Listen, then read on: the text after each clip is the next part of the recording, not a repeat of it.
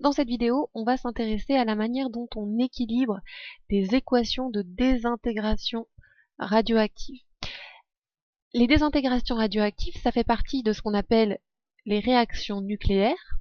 Donc en fait, tout ce qu'on va dire ici concernant l'équilibrage d'équations de désintégration radioactive s'applique aussi à l'équilibrage de toutes les réactions nucléaires.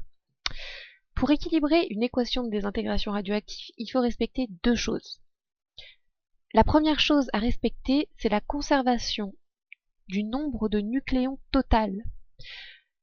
Donc, il faut respecter la conservation du nombre de nucléons au cours de la désintégration.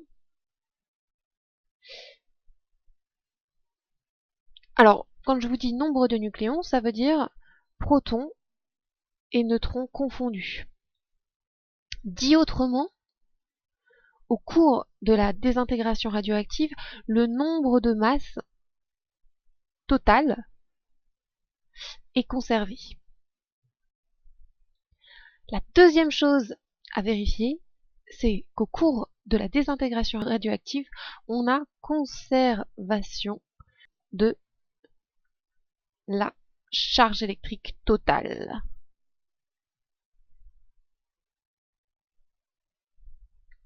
C'est-à-dire que si avant la désintégration, on a un certain nombre de charges électriques, il faut qu'à la fin, on retrouve la même charge électrique totale. C'est exactement la même chose, ça, que lorsqu'on équilibre une équation de réaction en chimie. Voilà, muni de ces deux principes de conservation, de ces deux lois de conservation, on va pouvoir équilibrer les différentes désintégrations radioactives. Alors, on a vu plusieurs types de désintégration radioactive. On va voir donc comment ces lois de conservation se traduisent dans les différents types de désintégration radioactive.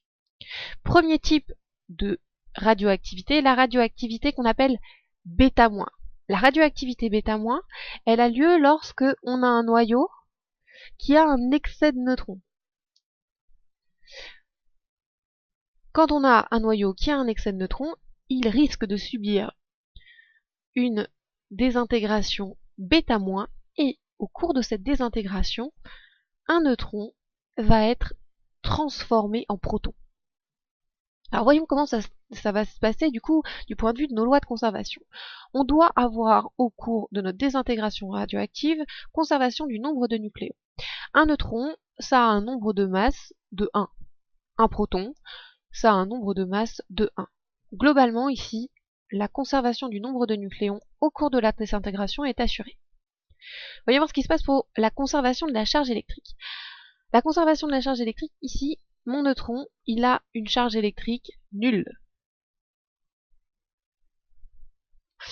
Alors ça, pour le traduire, souvent ce qu'on fait, c'est que à l'endroit où on note le numéro atomique, ici, qui est normalement le nombre de protons, on va mettre un petit zéro, ici, pour dire que la charge électrique est nulle. En revanche, le proton, ici, à l'issue de la désintégration, lui, il a une charge électrique élémentaire positive. Donc on a un déséquilibre. Au cours de notre désintégration, ici, là, si j'écris ça comme ça, on n'a pas conservation de la charge électrique totale.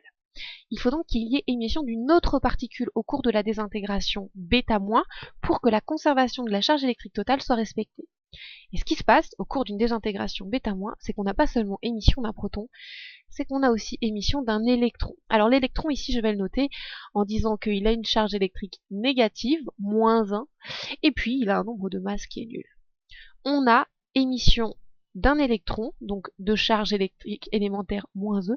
Du coup, globalement, on aura, au terme de la désintégration radioactive, une charge électrique totale qui est nulle. La charge électrique au cours de cette désintégration est conservée.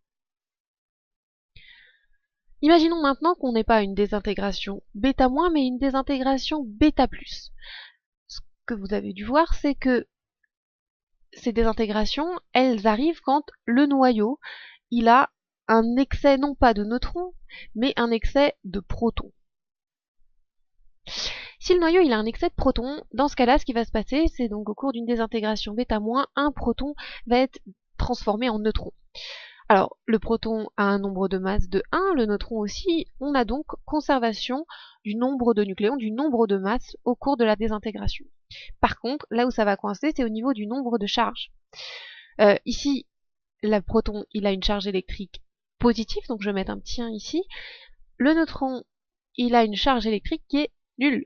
Donc, on a un problème, la charge électrique totale n'est pas conservée. On a en fait, au cours d'une désintégration β+, émission d'une autre particule qu'on appelle un positon ou un positron, les deux terminologies sont utilisées.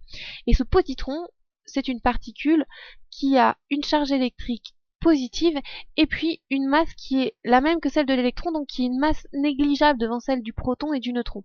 Donc globalement, on va noter ici le nombre de masses du positron comme 0. Comme ici on a une charge élémentaire positive, ici le neutron a une charge élémentaire nulle et le positron a une charge élémentaire positive, on a globalement conservation de la charge électrique au cours de cette désintégration. On avait au départ une charge électrique donc qui valait plus E, à la fin, globalement, on a une charge électrique qui vaut plus E. Voilà pour les désintégrations bêta. Vous devez aussi maîtriser ce qu'on appelle les désintégrations alpha. Les désintégrations alpha, ou donc ce qu'on appelle la radioactivité alpha, généralement elle concerne les assez gros noyaux. Alors imaginez que je parte avec un noyau, alors je vais noter de façon très générique son symbole chimique grand X. Ce noyau, il a un numéro atomique Z, c'est-à-dire un nombre de protons Z, donc Z charge électrique positive dans le noyau, et puis on a un nombre de masses qu'on note très généralement A. Si ce noyau ici subit une désintégration alpha, ça veut dire qu'il va se casser en deux. Il va se casser en deux et l'un des deux bouts qui est produit de cette désintégration radioactive est un noyau d'hélium, ce qu'on appelle aussi une particule alpha, un noyau d'hélium qui contient 2 protons, donc qui a un numéro atomique de 2, et qui a 2 neutrons. Donc au total, son nombre de masse vaut 2 protons plus 2 neutrons, 4. Si au cours de la désintégration radioactive, on a conservation du nombre de charges électriques totales et du nombre de masses, il faut nécessairement, si on a une désintégration alpha, que l'autre noyau formé, outre ce noyau d'hélium, il ait un nombre de masses qui vaille le nombre de masses du noyau qui s'est désintégré moins 4, pour qu'au total on ait conservation du nombre de nucléons. Et puis, il faut que le numéro atomique de ce noyau de ce noyau issu de cette désintégration, vaille Z-2.